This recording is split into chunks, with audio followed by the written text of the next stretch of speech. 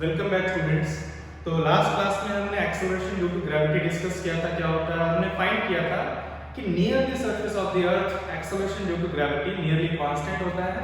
और उसकी वैल्यू हमने जो फाइंड की थी वो किस तरह से फाइंड की थी, हमने माना था कि जो object near the surface of the earth होगा उसका distance from the centre of the अर्थ हमने रेडियस ऑफ द अर्थ के बराबर ही ले लिया था, क्योंकि वो अर्थ की सरफेस से ज्यादा दूर नहीं था।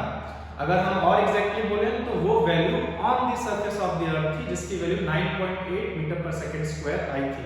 क्वेश्चंस में आपको वो वैल्यूज ही यूज करनी है और उसका रीजन मैं आपको लास्ट लेक्चर में बता चुका हूं।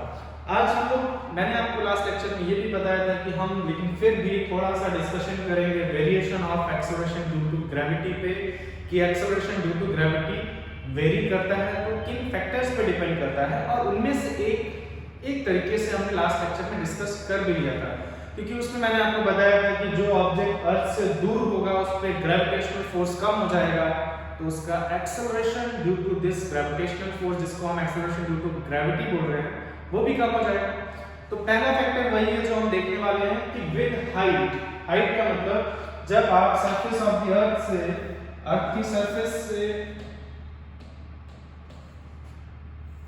कुछ हाइट तक जाते हैं, ये हमारी अर्थ की सरफेस है, इससे कुछ ऊपर की तरफ जाते हैं, अगर कुछ हाइट पे जाते हैं, जैसे अगर आप यहाँ पर है काफी डिस्टेंस पे चले गए, जैसे मान लेते हैं कि 100 किलोमीटर के डिस्टेंस पे हैं और दूर जाएंगे 200,000 3000 5000, जैसे कि सैटेलाइट्स की जो लोकेशन है, जैसे कि मून जो कि और भी दूर है, इन डिस्टेंसेस की बात कर रहे हैं। जैसे जैसे आप अर्थ से दूर जाते जाएंगे वैसे वैसे क्या होगा, अर्थ का जो ग्रेविटेशनल फोर्स है उस ऑब्जेक्ट पे वो कम होता जाएगा और उस वजह से एक्सेलरेशन ड्यू टू ग्रेविटी भी क्या होगा, कम होगा।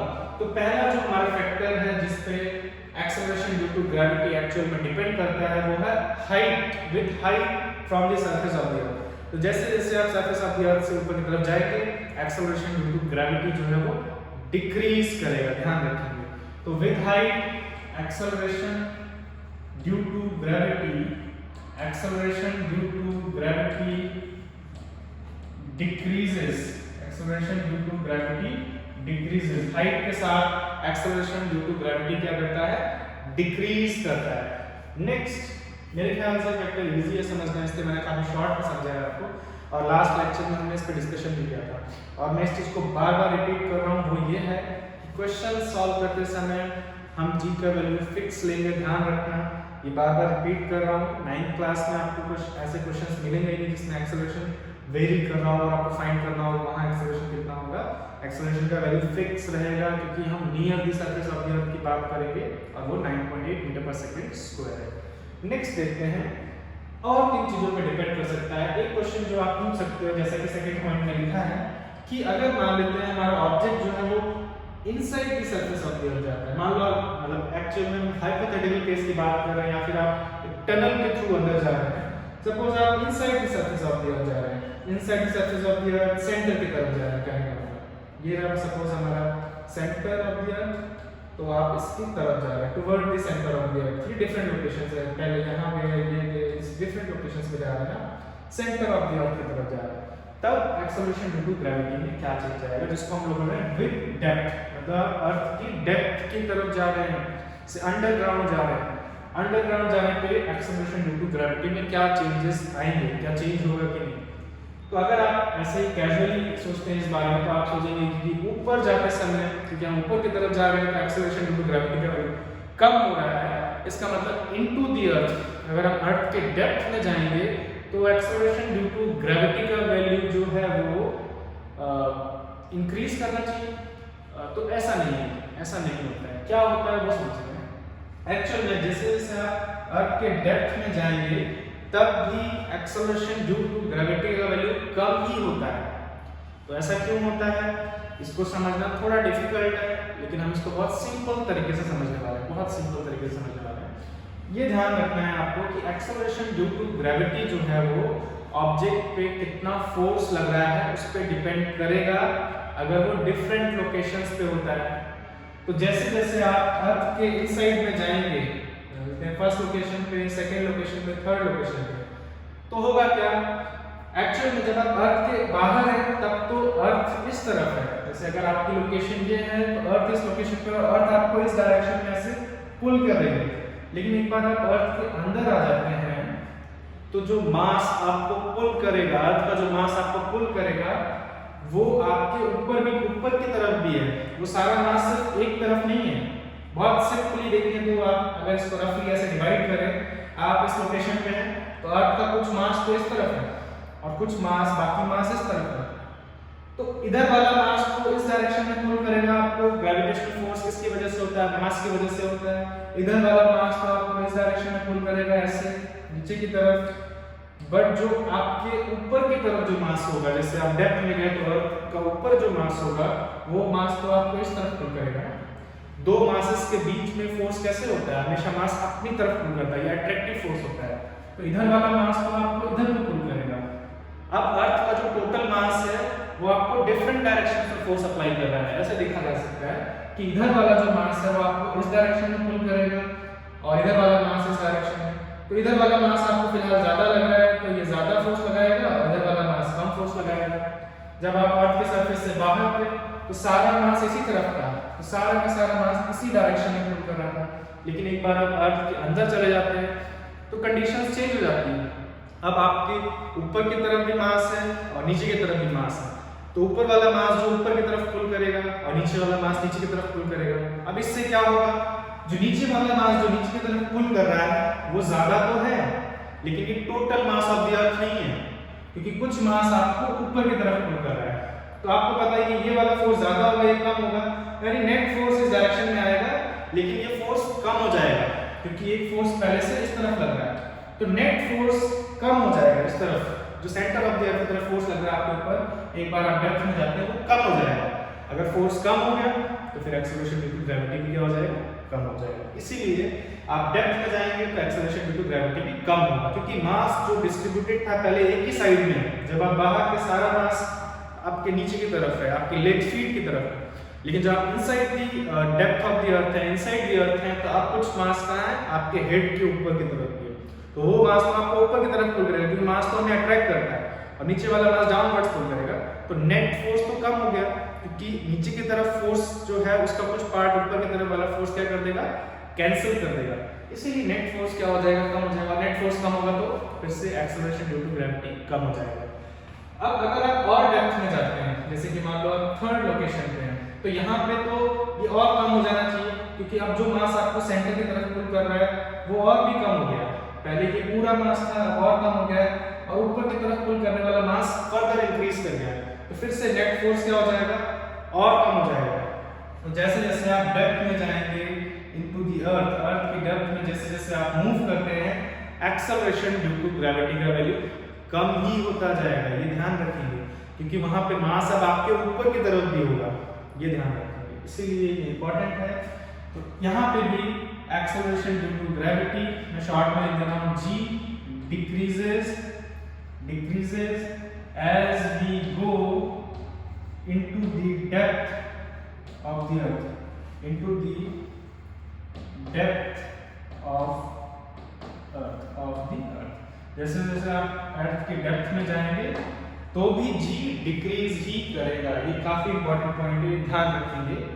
आपके स्कूल एग्जाम्स में जनरली ये नहीं पूछा जाएगा, बट ध्यान रखेंगे, ये क्लियर होना बहुत जरूरी है, क्योंकि बहुत सारे स्टूडेंट्स ये अज्यूम कर लेते हैं कि g का वैल्यू कांस्टेंट ही होता है। और अगर मैं आपको सिर्फ यही पॉइंट बताता हूँ कि ऊपर जाते समय g इंक्रीज करेगा तो आपको डिक्रीज करेगा, तो आपको लगेगा अर्थ की अंदर की तरफ जाते जाते g जो है वो इंक्रीज करना चाहिए, बट ऐसा नहीं होता है।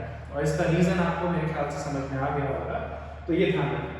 नेक्स्ट देखो, आप एक बहुत इंपॉर्टेंट क्वेश्चन पूछ सकते हैं यहाँ पर, मेरे ख्याल से आपके दिमाग में स्ट्राइक भी किया होगा। जैसे जैसे हम अर्थ के अंदर की तरफ जा रहे हैं, g का वैल्यू क्या होता जा रहा है?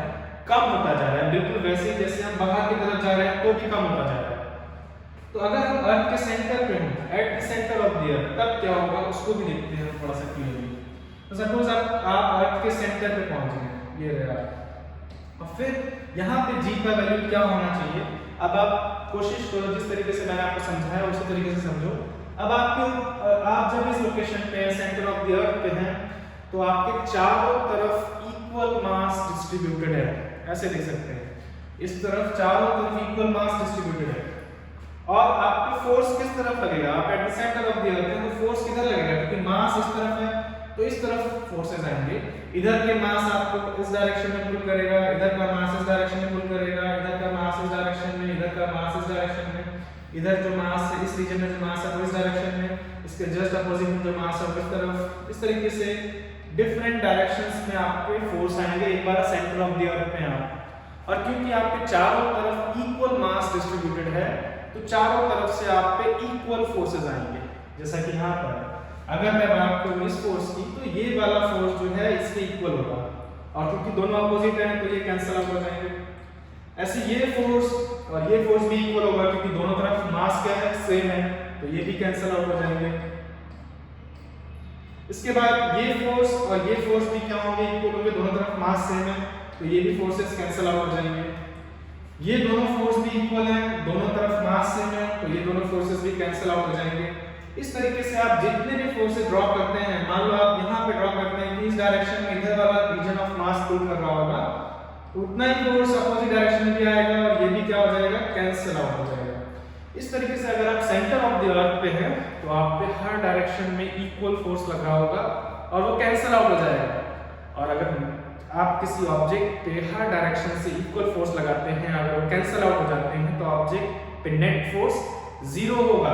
इसका मतलब at the center of the earth net force on the object will be zero. At the center of the earth net force of the object on the object will be zero. और अगर net force on the object zero है तो उसका acceleration भी क्या होगा, mass into acceleration का value भी क्या हो जाएगा, zero. That means acceleration will be zero. Net force is equal to mass into acceleration. That means acceleration will be zero. और ये कौन सा एक्सेलरेशन है, अर्थ के ग्रेविटेशनल पुल की वजह से, इसीलिए हम इसको बोल रहे हैं acceleration due to gravity. Acceleration due to gravity भी क्या हो जाएगा, जीरो हो जाएगा अगर आप at the centre of the earth हैं। तो ये काफी इंपॉर्टेंट पॉइंट है कि सेंटर ऑफ द अर्थ पे एक्सेलरेशन ड्यू टू ग्रेविटी का वैल्यू क्या होता है, जीरो होता है। Eight the centre of the earth the value of small g, that is acceleration due to gravity, is zero. Center of the earth पे acceleration due to gravity का value zero होता है। आगे चलते हैं, नेक्स्ट जो है, तो मेरे ख्याल से आपको 3 पॉइंट्स क्लियर हैं। अगर आप अर्थ के सरफेस से ऊपर की तरफ जाते हैं तो एक्सेलरेशन ड्यू टू ग्रेविटी जो है वो डिक्रीज करेगा। अर्थ की तरफ की सरफेस से सेंटर की तरफ डेप्थ में जाते हैं तो भी acceleration due to gravity decrease करेगा। एक बार आप सेंटर पे पहुंच गए तो acceleration due to gravity zero हो जाएगा। At the centre of the earth acceleration due to gravity क्या होगा, जीरो होगा। इससे आपको एक चीज समझ में आ रही होगी, क्योंकि हमने अभी भी डिस्कस किया कि at the surface of the अर्थ पिछले लेक्चर में g का वैल्यू जो है वो 9.8 मीटर पर सेकंड स्क्वायर होता है at the surface of the अर्थ। अगर आप सरफेस ऑफ द अर्थ से ऊपर जा रहे हैं तो ये कम होगा, जैसे कि 9.7, 9.6, 9.5, 9.4। और अगर आप अर्थ के सरफेस से अंदर की तरफ जा रहे हैं तो भी कम हो रहा है, जैसे कि 9.7, 9.6, 9.5, 9.4, फाइनली 0। तो मैक्सिमम वैल्यू कहां पे हुआ एक्सेलरेशन ड्यू टू ग्रेविटी का, maximum value acceleration due to gravity का on the surface of the earth होगा। क्योंकि आप ऊपर जा रहे हैं तो भी कम हो रहा है, नीचे की तरफ जा रहे हैं तो भी कम हो रहा है। तो मैक्सिमम वैल्यू जो एक्सेलरेशन ड्यू टू ग्रेविटी का होना चाहिए वो कहां होगा, on the surface of the अर्थ। ये काफी इंपॉर्टेंट पॉइंट है। तो अगर हम इन तीनों पॉइंट से एक कंक्लूजन निकालें तो वो ये है, the maximum value of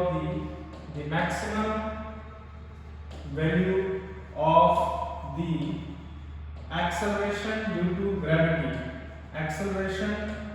due to gravity is on the surface of the earth,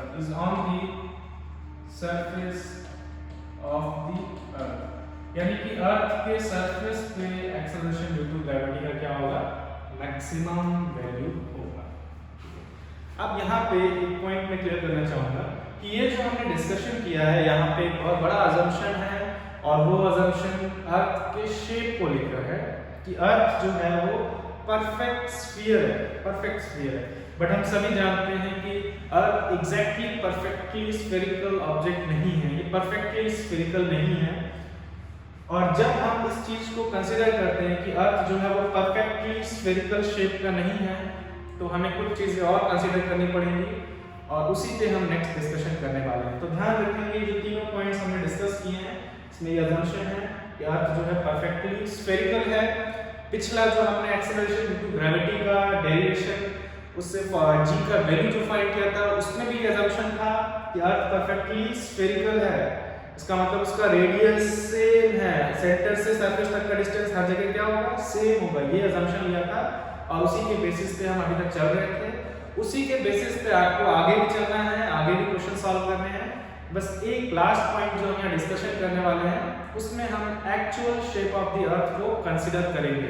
और वो लास्ट पॉइंट ये रहा कि अगर हम लोग on the surface of the अर्थ की बात करते हैं, मतलब कि सरफेस ऑफ द अर्थ पे अगर हम डिफरेंट पॉइंट्स पे जाते हैं, डिफरेंट लोकेशंस में जाते हैं, डिफरेंट कॉन्टिनेंट्स में जाते हैं या different points on the ocean, different locations पे अगर हम लोग जाते हैं तो क्या g का वैल्यू जो है वो सभी पॉइंट्स पे सेम होगा या डिफरेंट पॉइंट्स पे डिफरेंट होगा। नेक्स्ट हम लोग ये देखने वाले हैं on the surface of the earth. Next हम लोग ये देखने वाले हैं क्या g का वैल्यू सभी पॉइंट्स पे सेम होता है या डिफरेंट पॉइंट्स पे डिफरेंट होता है। इस बारे में हम नेक्स्ट डिस्कशन करने वाले हैं, लेकिन वो तभी हम डिस्कस करेंगे जब हम ये अजम्पशन को हटाने वाले हैं कि अर्थ जो है परफेक्ट स्फीयर है।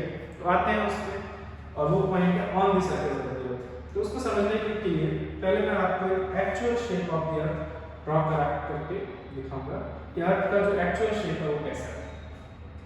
तो आपने पढ़ा भी होगा मेरे ख्याल से ज्योग्राफी में या किसी और सब्जेक्ट में, हो सकता है फिजिक्स में भी पढ़ा हो, कि अर्थ जो है वो बेसिकली थोड़ा सा ओवल शेप का है। थोड़ा सा मैंने एग्जैजरेट कर दिया है, बहुत ज़्यादा ओवल नहीं लेकिन थोड़ा सा ओवल शेप का है, जैसे एग का शेप होता है। थोड़ा सा इलिप्टिकल, थोड़ा सा यहाँ पे एक्सटेंडेड है, थोड़ा सा एग्जैजरेट किया गया यहाँ पे, इससे आपको समझ में आया फैक्ट। अब इससे होगा क्या कि ये रहा सेंटर ऑफ द अर्थ। तो आप देखेंगे कि ये लाइन जो है इस तरफ इक्वेटर होता है, इस लाइन को एक्चुअली में अर्थ के अराउंड जो दो पार्ट्स में डिवाइड करता है तो उसको हम इक्वेटर बोलते हैं। तो यहाँ पे इक्वेटर के अलाउंग अगर हम distance between the centre of the earth and the surface of the अर्थ, इसको अगर रेडियस बोले हम लोग, तो रेडियस एट इक्वेटर को मैं RE लिख रहा हूँ, इक्वेटर पे जो रेडियस है अर्थ का। ऐसे ही हम लोग यहाँ देखते हैं, यहाँ क्या हमारा नॉर्थ पोल है, ये हमारा साउथ पोल का लोकेशन है। तो इसके अलावा अगर हम रेडियस की बात करें अर्थ का, तो ये हमारा रेडियस होगा अर्थ का, रेडियस या distance between the centre of the earth and the poles, ये रेडियस एट द पोल हम लोग बोल सकते हैं। तो अगर अर्थ जो है वो परफेक्ट स्फीयर नहीं है, एलिप्टिकल शेप का है, उस केस में रेडियस ऑफ द अर्थ जो है इक्वेटर पे क्लियरली क्या है, ज्यादा है in comparison to radius at the poles. Poles पे अर्थ का रेडियस क्या है, कम है, क्लियरली देख सकते हैं हम लोग। अगर ये परफेक्ट स्फीयर होता है जैसे कि यहाँ पे हमने दिखा रखा है, तो उस केस में क्या होता, उस केस में चाहे हम पोल्स की बात करें या इक्वेटर्स पे बात करें, हर जगह रेडियस जो होता है वो सेम होता है। बट ये एक्चुअल ऐसा नहीं है, थोड़ा सा इलिप्टिकल है, थोड़ा सा रेडियस एट द इक्वेटर जो है वो ज्यादा है। That means radius at the equator is slightly greater than the radius at the पोल। और रफली इसका वैल्यू जो है वो अराउंड 21 किलोमीटर का है। रफली जो मुझे याद है कि रेडियस एट द पोल जो है वो 21 किलोमीटर ज्यादा है, इससे radius at the equator is nearly 21 kilometre more than the radius at the pole. तो अगर आप ऐसे अर्थ को देखते हैं तो वो इफेक्ट, वो जो 21 किलोमीटर का डिफरेंस है वो आपको पता नहीं लगेगा, जैसे कि इस इमेज में ये एक्चुअल इमेज है अर्थ की और इसमें आपको पता नहीं लग रहा है ऐसा, एक्चुअल में ऐसा है। तो वही लिखा है, radius of the earth at the equator is much greater than the radius of the pole. तो याद होगा हमने एक वैल्यू यूज की थी रेडियस ऑफ द अर्थ की, मैंने आपको बताया था, इसका value 6.4 10 to the power 6 metres हम लोग यूज करते हैं। इसको आप देख सकते हैं, ये अप्रॉक्सीमेट एवरेज वैल्यू है, ध्यान रखें, ये अप्रॉक्सीमेट एवरेज वैल्यू है, ध्यान रखेंगे। एवरेज वैल्यू है, ना ये पोल्स और ना ही इक्वेटर की बात हो रही है, ये ओवरऑल ऑन एन एवरेज अर्थ का रेडियस जो है वो ना है, इसका एवरेज। यहाँ तक कि अगर आप ध्यान से नोटिस करें डिफरेंट पॉइंट्स पे, अगर मैं यहाँ पे 3 पॉइंट्स लेता हूँ तो इन डिफरेंट पॉइंट्स पे अर्थ का रेडियस क्या होगा, डिफरेंट होगा। जैसे जैसे आप इक्वेटर से पोल की तरफ जाएंगे रेडियस जो है वो डिक्रीज कर रहा है, तो ये हमारा मैक्सिमम रेडियस है। या कहें सेंटर से सरफेस तक का डिस्टेंस मैक्सिमम कहाँ होगा, इक्वेटर पे होगा, और पोल्स पे कम होगा। इसका फिर फर्दर इंक्रीज करता जाएगा और फिर मैक्सिमम हो जाएगा। तो पोल पे क्या है कि मिनिमम है, मिनिमम डिस्टेंस है सेंटर ऑफ द अर्थ से सरफेस ऑफ द अर्थ के बीच का, ये ध्यान रखेंगे। हम यहाँ पे एक पर्टिकुलर दो केस की बात कर रहे हैं, जब आप on the surface of the अर्थ की बात कर रहे हैं, ना तो हम डेप्थ में जाने की बात कर रहे हैं, ना अर्थ से बाहर जाने की बात कर रहे हैं। On the surface of the अर्थ आप इक्वेटर पे हैं, और on the surface of the अर्थ आप कहाँ हैं, पोल्स पे हैं, दो लोकेशंस पे। अब हम देखते हैं जी का हमारे पास जो फॉर्मूला आया था लास्ट लेक्चर में, जो हमने डिराइव किया था, वो था स्मॉल जी जो है वो gm/r² आया था, और फिर हमने m की जगह मास ऑफ द अर्थ रखा था, r की जगह रेडियस ऑफ द अर्थ रखा था, और g का वैल्यू कैलकुलेट किया था, वो आया था 9.8 मीटर पर सेकंड स्क्वायर। बट ध्यान रखना वहां पे हमने जो रेडियस लिया था वो ये वैल्यू ली थी, जो कि एवरेज वैल्यू है, जो कि ये अजम्पशन पे बेस्ड था कि अर्थ स्फेरिकल है।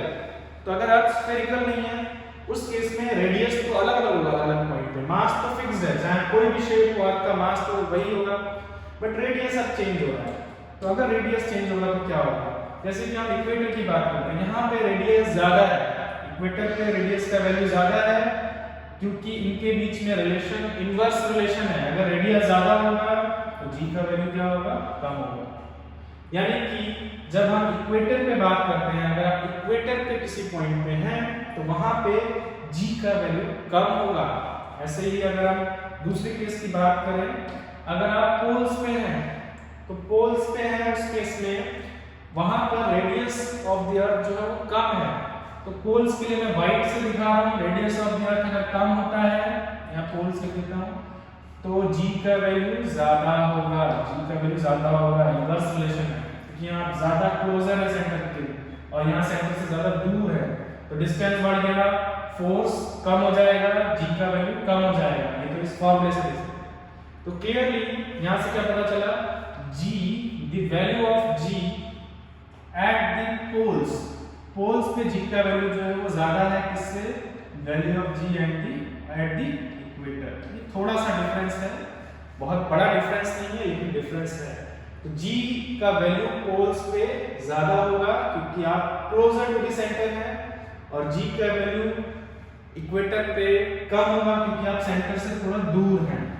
इस तरह से याद रख सकते हैं, ये बहुत इंपॉर्टेंट पॉइंट है। तो यानी कि सरफेस ऑफ द अर्थ पे भी जी की वैल्यू फिक्स नहीं होती है, सरफेस ऑफ द अर्थ पे जी की वैल्यू पोल्स पे ज्यादा होगी इक्वेटर से। इसको मैं और करेक्टली बोलूं, अगर एक्चुअल में यहाँ तक कि जो डिफरेंट पॉइंट्स हैं यहाँ पे भी जी का वैल्यू डिफरेंट होगा, क्योंकि इसका डिस्टेंस जो है, अगर आप ध्यान से देखें, पोल से जैसे जैसे हम इक्वेटर की तरफ जा रहे हैं, जैसे जैसे आप पोल से इक्वेटर की तरफ जा रहे हैं, तो ये डिस्टेंस जो है बढ़ता जा रहा है, और ये डिस्टेंस अगर बढ़ता जाएगा तो जी का वैल्यू कम होता जाएगा। तो जैसे जैसे आप पोल से इक्वेटर की तरफ मूव करते हैं, जी का वैल्यू कम होता जाता है।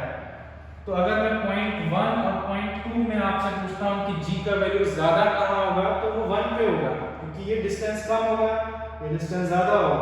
2 पे जी का वैल्यू और कम हो जाएगा, पॉइंट 3 पे और कम हो जाएगा, और फाइनली इक्वेटर पे सबसे कम हो जाएगा, क्योंकि इसके बाद फिर ये डिस्टेंस कम होता जाएगा तो बढ़ता जाएगा।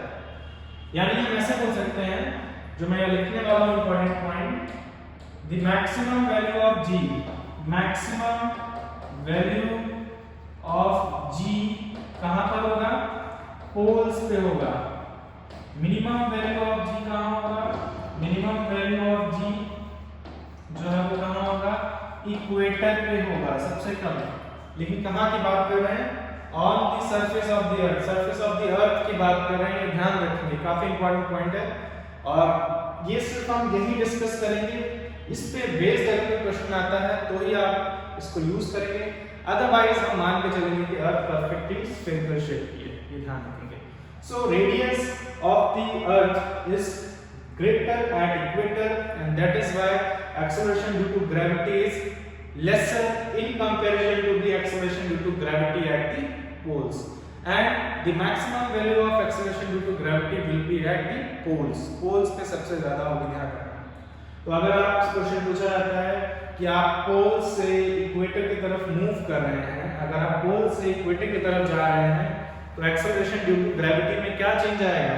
तो अगर आप पोल से इक्वेटर की तरफ जा रहे हैं तो एक्सेलरेशन ड्यू टू ग्रेविटी जो है वो डिक्रीज करेगा। अगर उल्टा पूछा जाता है, अगर आप पोल से इक्वेटर की तरफ जा रहे हैं तो acceleration due to gravity increase करेगा। ये ध्यान रखेंगे। तो यहाँ पे हमने जो कुछ डिस्कशन किया था ये किसके बारे में था? Variation of acceleration due to gravity. मेरे ख्याल से आपको ये सारे पॉइंट्स क्लियर होंगे, आप उनको ध्यान रखेंगे। 9th क्लास के स्कूल एग्जाम्स में जब भी आपसे ये variation eight equator and pole पे पूछा जाता है तो इसका आंसर आप कर सकते हैं। ये क्वेश्चन विद डेप्थ रेयरली पूछा जाएगा, ये ध्यान रखेंगे। At the centre of the earth acceleration due to gravity क्या होगा? 0 होगा। नेक्स्ट क्लास में हम एक पर्टिकुलर छोटा सा, काफी स्टूडेंट्स को कंफ्यूजिंग लगता है, टॉपिक देखेंगे कि मास और वेट में डिफरेंस क्या है। यहाँ तक हमने acceleration due to gravity complete कर लिया है। इस पे हमें क्वेश्चंस भी करने हैं, हम एक पर्टिकुलर लेक्चर में क्वेश्चन सॉल्व करेंगे इस पे बेस्ड। उससे पहले हम थोड़ा सा देखेंगे कि इंपॉर्टेंट पॉइंट, दो टर्म्स हैं मास और वेट, उनमें एग्जैक्टली डिफरेंस क्या है, जो हम नेक्स्ट क्लास में कंटिन्यू करेंगे। Thank you.